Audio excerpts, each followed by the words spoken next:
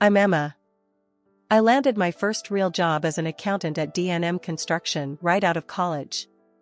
My desk was buried in the back corner of the office, a tiny space crammed with piles of invoices and contract agreements. It wasn't glamorous, but it was mine. It was during one of those late evenings when I first met Michael. I was wrestling with an especially stubborn printer that decided to jam when he walked by. He was the new head of the project department, and he had that sort of aura that turned heads, a confident stride and a sharp suit. "Need a hand?" he asked, noticing my battle with the paper tray. I looked up, slightly embarrassed. "Yeah, this thing hates me."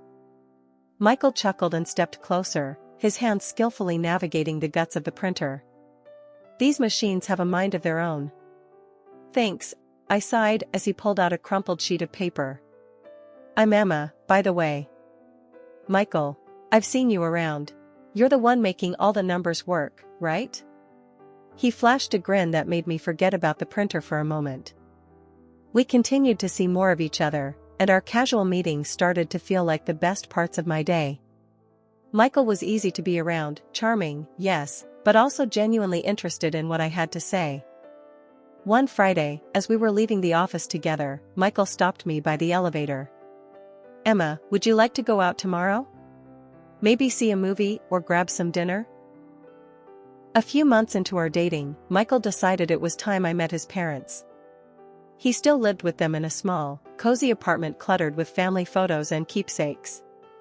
The anticipation of meeting them was nerve-wracking, not just because they were his parents, but also because I knew they held traditional views about success and roles within a family.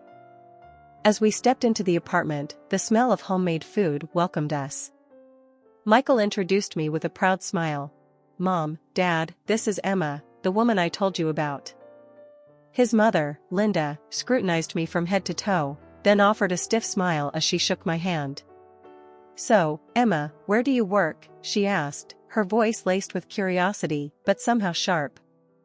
"I'm an accountant at D&M Construction," I replied, trying to sound confident. "An accountant, huh?" his father, George, chimed in, leaning back in his chair. "Well, our Michael is the head of new projects." "Quite a significant role, right, Michael?" Michael nodded. "Yeah, Dad, but Emma's job is crucial too. She handles a lot of the company's finances." Linda and George exchanged looks, their expressions unreadable. "Yes, but you're the one with the career that's going places," Linda said, turning her gaze back to me.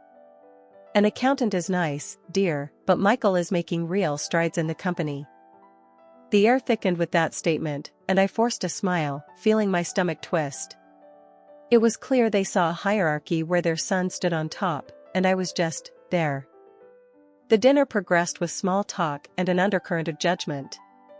I could tell they were assessing my every word, my every move, to see if I measured up to their expectations for their son. Not long after that uncomfortable dinner, Michael popped the question in our favorite park. It was surreal. There he was, down on one knee, with the most earnest look in his eyes. My joy was palpable. "Yes, Michael, yes." As we started planning our life together, the bubble of our engagement was pricked by the reality of his parents' influence. One evening, while Michael was helping his mom with dishes after another dinner at their place, Linda pulled me aside. "Emma, dear," she began, her voice low and serious, "Michael has a promising future. And with such a future, we just think it's wise to organize things properly." "What do you mean, organize?" "A prenuptial agreement, dear.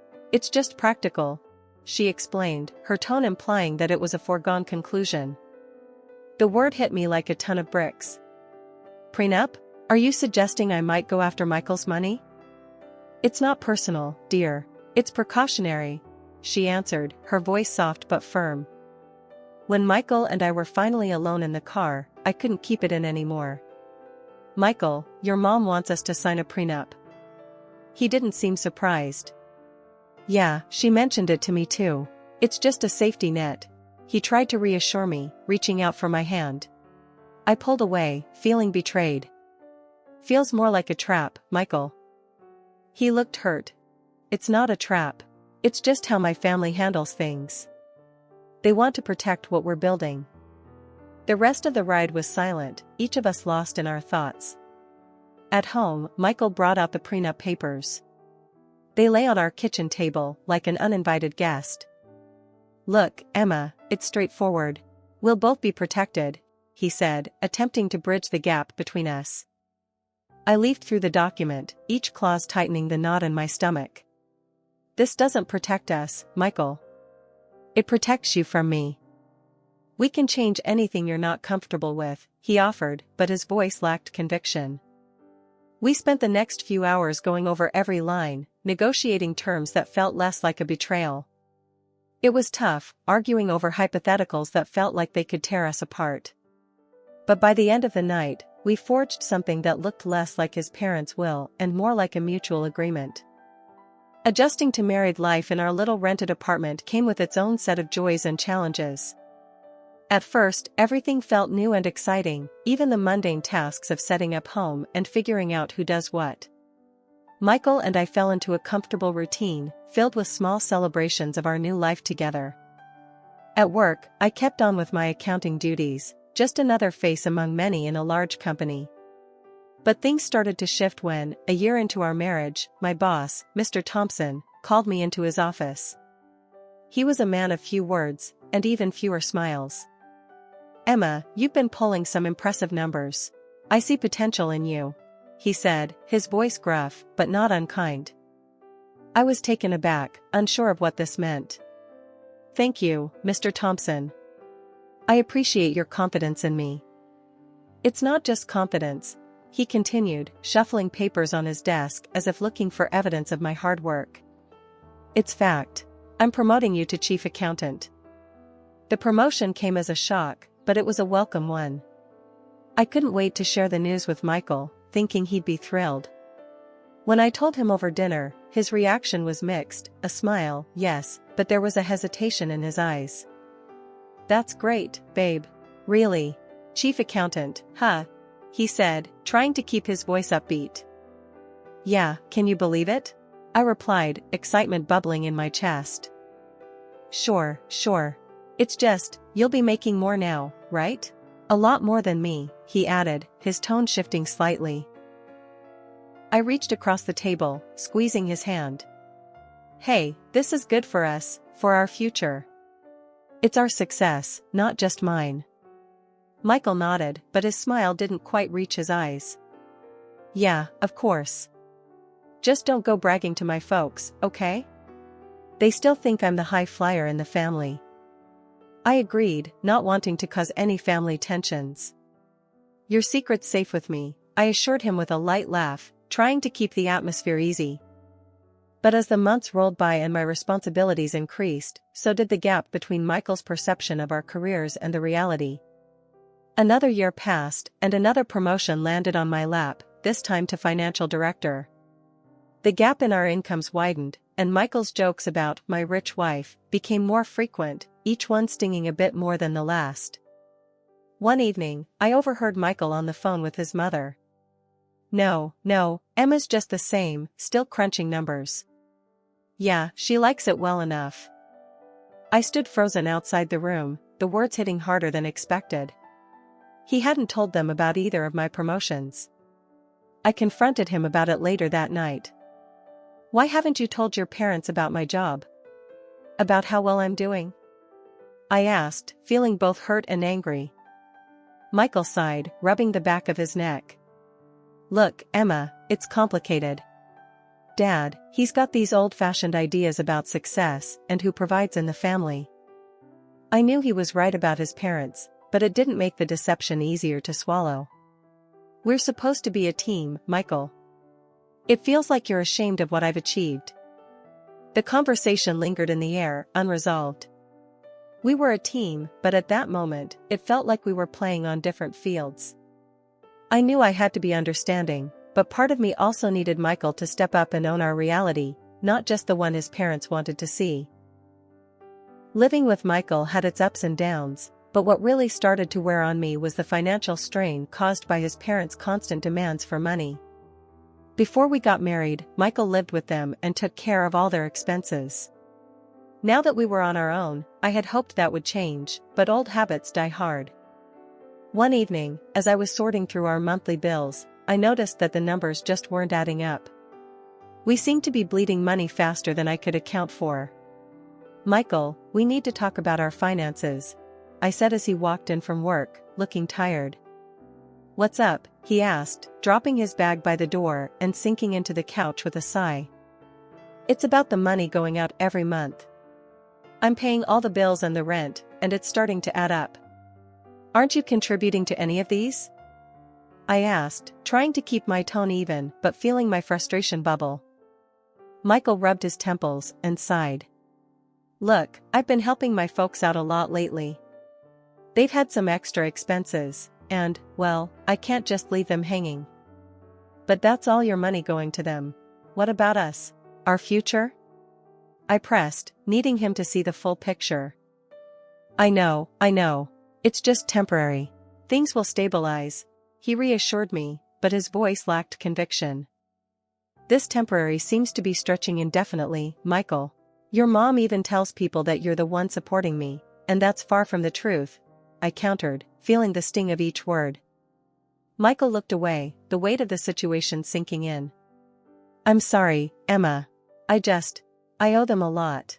They raised me, and it feels wrong to turn them away when they need help."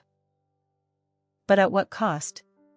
We can't even plan for anything because we don't know how much of your paycheck will go to your parents each month," I argued, my worry growing as I thought about our future. He didn't have an answer, just sat there looking as lost as I felt. The conversation was going nowhere, and it left a sour taste in my mouth. The next time we visited his parents, the tension was palpable. His mother, Linda, made a point of mentioning how Michael had been their rock, hinting at how much he'd been helping them out. "We don't know what we'd do without Michael. He's been such a support, not just emotionally but financially too," she said, glancing my way with a sharp smile. As days turned into weeks with no change, I began to wonder if we'd ever find our way out of this mess, or if the weight of his obligations to his parents would always overshadow our plans and dreams. As time marched on, the idea of buying our own place started to seem more like a necessity than a luxury. I broached the subject with Michael one night while we were cleaning up after dinner. "Michael, I've been thinking," I started, wiping down the counter. "Maybe it's time we looked into buying a house. Renting is just throwing money away every month." Michael paused, drying a plate slowly. "A house, huh? Yeah, that sounds great, but do we have enough for a down payment?" "I've been saving up on the side. I think we might just have enough to get us through the door, if we tighten our belts a bit more," I replied, hopeful. He put the plate down and leaned against the counter. "That's incredible, Em. I didn't know you had that much set aside." "Well, I wanted it to be a surprise. But here's the thing," I continued, bracing myself for his reaction. "The down payment will mostly be from my savings. I mean, I want this to be our home, equally ours, but on paper, it'll look a bit lopsided." Michael's face fell slightly, and he nodded. "I get it. Your money, your rules. I just wish I could chip in more." "It's not about rules, Michael. It's our home. But legally, I think it would make sense to have the house under my name, just for now," I explained, trying to keep the conversation light but firm.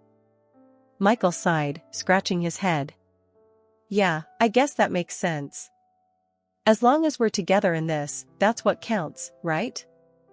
"Exactly, we're in this together," I reassured him, reaching out to squeeze his hand.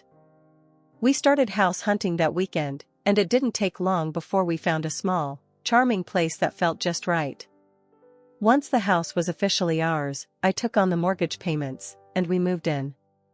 It felt like a fresh start, a real part of our future taking shape. But old habits and secrets don't just stay behind, especially not Michael's tendency to shield his parents from our reality. One evening, I overheard Michael on the phone in our new study. "No, Mom, the house is great. Yeah, Emma's really done well for herself. I'm keeping up, don't worry," he said, his voice low. When he came out, I confronted him. "Why do you keep doing that? making it sound like I'm the one pulling all the weight. Michael flinched, then exhaled deeply. I didn't mean anything by it, Emma. It's just easier this way. They think I'm doing well, too. Let's just enjoy our new home, okay? We'll deal with my parents later. I nodded, reluctantly letting the issue go, but it gnawed at me. Our home was supposed to be our sanctuary, not another stage for half-truths and tiptoeing around delicate egos. Life at home was tense after Michael's latest career hiccup. He was always on edge, trying to secure a promotion by hustling harder at work, making deals left and right. He seemed more desperate to prove himself, especially to his parents. One evening, while Michael was late again, caught up in meetings, I stumbled upon some documents sprawled across our home office desk. The top sheet caught my eye, a contract proposal with a company I recognized as recently declared bankrupt. Alarm bells rang in my head. Signing with a bankrupt company could jeopardize not only Michael's position but could also drag our company through the mud. When Michael finally came home, I confronted him. Michael, what's this about signing with a company that's bankrupt? Do you realize the risks involved? He brushed me off with a wave of his hand, his eyes glued to his phone. I know what I'm doing, Emma. This deal could be a big break for me. But it's a reckless move. It could backfire on you, and on both of us. Please, think this through. I pleaded, hoping to get through to him. Michael scoffed. Look, Emma, I get that you're trying to help, but I know how to handle my job. These are the risks we have to take in the business world. A few weeks later, my worst fears came true. Michael came home, paler than usual, slumping into a chair across from me in the kitchen. I was fired today, he muttered, avoiding my gaze. I was furious and scared, but managed to keep my voice steady. What are we going to do now? You know we have the mortgage and all our other bills. Michael was quiet, then he looked up, with a desperate sort of determination. Just, don't tell my parents, okay? They can't know about this. It would crush them. So I agreed, more out of shock than anything else, and we pretended nothing had changed when his parents called or visited. But now, with only my income, the financial strain was immense. I handled our expenses alone, feeling the burden of each bill. One day, Michael came to me, hesitant. Emma, I need to ask you for something. It's about my parents, they need some financial help again. Could we? I cut him off, unable to hide my frustration. You want me to give more money to your parents now? When we're barely scraping by with your job gone and me covering everything? Michael flinched.